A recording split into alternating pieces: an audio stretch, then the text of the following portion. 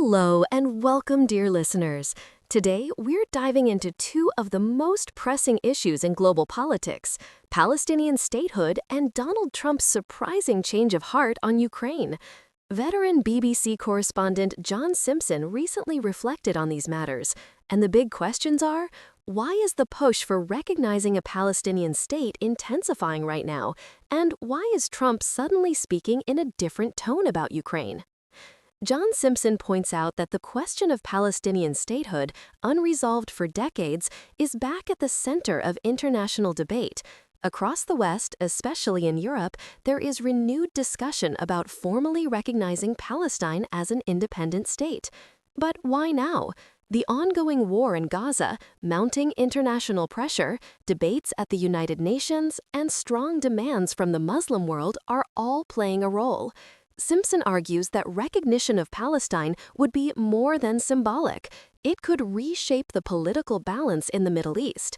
Yet the critical question remains: how far will Israel and the United States go in resisting or accepting such recognition?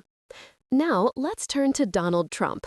We all remember his earlier statements where he criticized U.S. support for Ukraine, questioning whether American resources should be spent on a faraway war. But recently, his tone has shifted.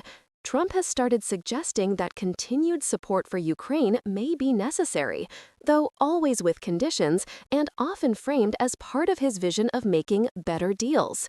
This shift, according to analysts and Simpson's commentary, reflects both political calculations at home and the undeniable reality that Ukraine's struggle against Russia is shaping global security. For Trump, aligning too strongly against aid risks alienating key allies in Congress and abroad.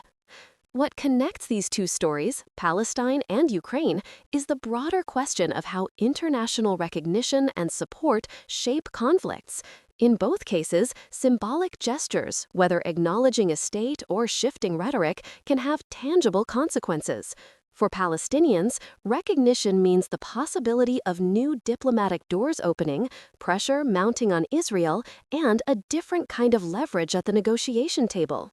For Ukraine, Trump's changing stance signals that even the most skeptical U.S. voices are realizing the stakes. This is not just about Eastern Europe, but about the credibility of Western alliances. John Simpson's insight highlights a world in flux.